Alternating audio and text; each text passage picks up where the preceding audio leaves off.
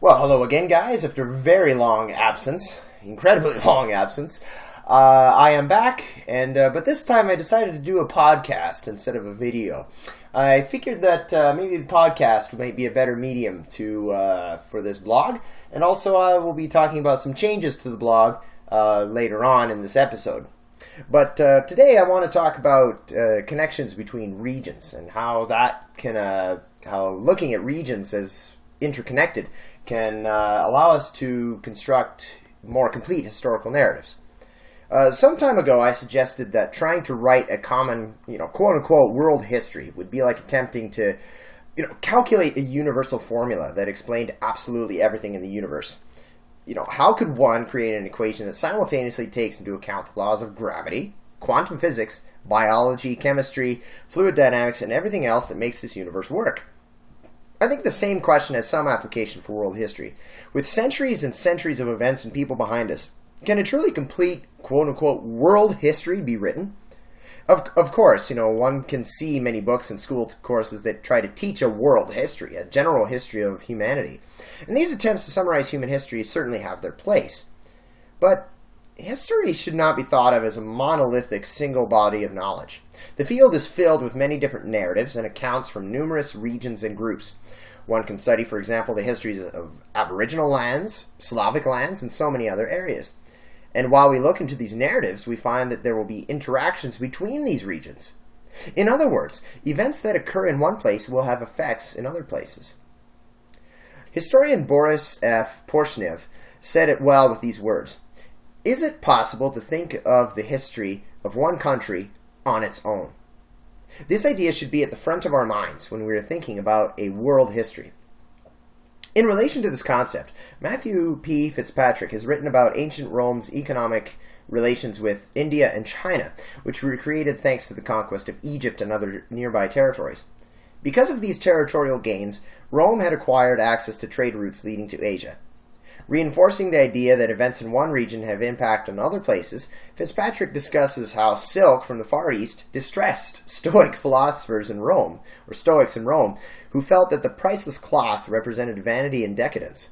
Fitzpatrick uses an interesting word to describe Rome's position within this relationship with the East. He argues that in this situation, Rome became a quote-unquote province in an international economic system.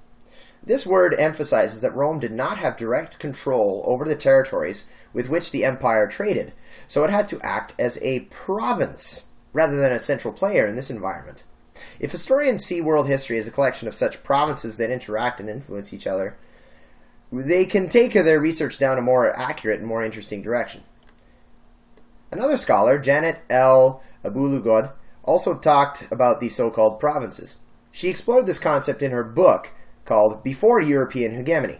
Writing from the context of the late 1980s and early 1990s, she said, quote, "No world system is global in the sense that all parts articulate evenly with each other, regardless of whether the role they play is central or peripheral.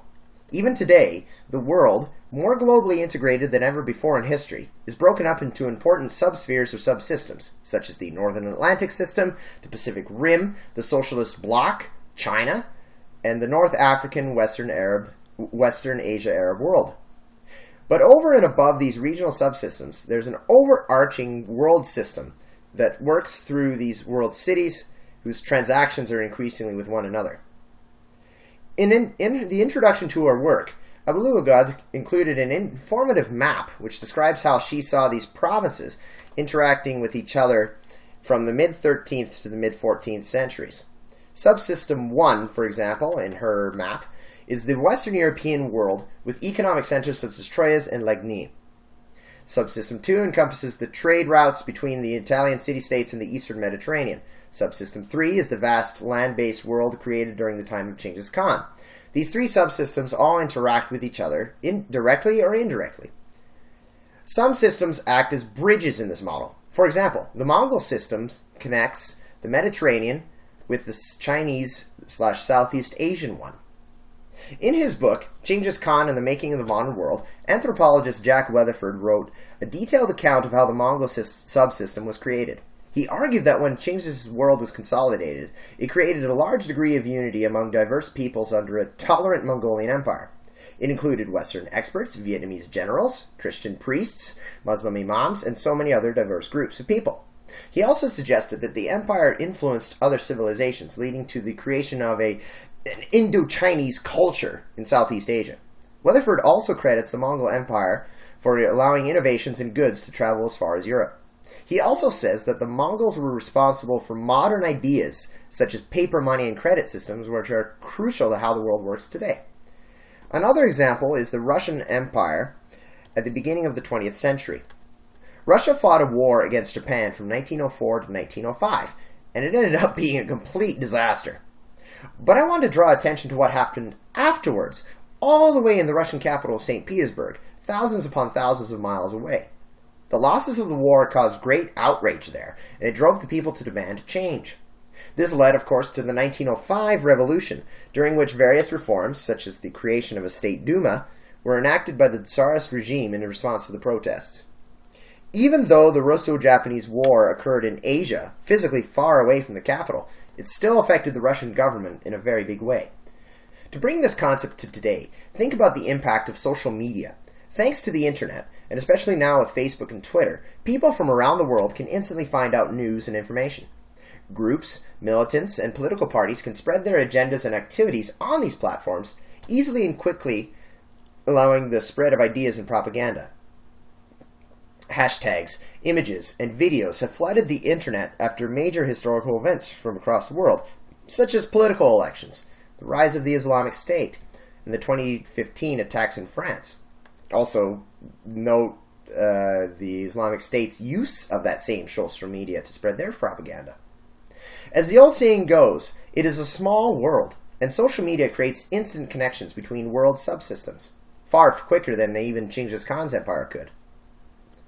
In conclusion, it is not possible to have a comprehensive historical narrative without considering the connections between individual regions or subsystems. Developments in one region will affect the subsystems around it, as trade, conquest, communications, and migration bring innovations and information. But before we go, we must remember that such systems can be disrupted. Both Weatherford and Abdullah talked about how this happened to the Mongolian world. The gradual disintegration of Chinggis Khan's unified empire, as well as the bubonic plague, helped sever the connections between the Asian, Middle Eastern, and European worlds that the Mongol subsystem allowed. Also, again, bringing up today, imagine what would happen if networks like Facebook and Twitter suddenly became non-existent. Well, I hope you guys enjoyed this blog episode, and I hope it was informative. As I was mentioning before, I'm making some changes to the History Vice video blog. First thing I've decided to change the name of it. I was thinking about the name History Vice, and I was originally looking at it like, if you have somebody has a nerd vice, and me being a history nerd, history is a nerd vice kind of thing. It's my great vice, I don't know. After a while, I was kind of thinking about it, and it's like, no, I don't feel that name is the best. So I've decided to change the name, and I've decided to call it Historical Thoughts and Interpretations. Through this blog, I like to study general ideas of history. I feel that this might be a better name for it than a history vice. Like maybe somebody who's not familiar with the term nerd vice, they're going to be like, what's a history vice, And also, like I said at the beginning, I'm thinking of maybe moving towards more of an audio format than a video format.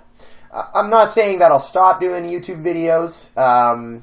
Certainly, I've made some videos of things that were really enjoyable to film, such as the Odin's Ravens Viking reenacting group in Edmonton. That was really fun, and it was nice to be able to do interviews and actually give a visual representation of Viking reenacting. And so that was really good. So I'm not saying that I'm going to stop doing those kinds of things, but I think I like the audio format. I'm a fairly busy guy, of course, as is everybody, I'm sure, and of course, editing a video, putting all the videos together, and everything like that, it does take a lot of time.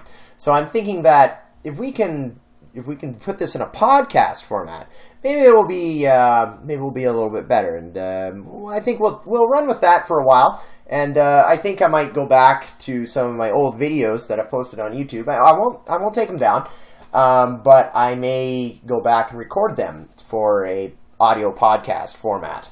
So with that said, I hope you guys are all doing well. And thank you for listening, and we will talk to you next time.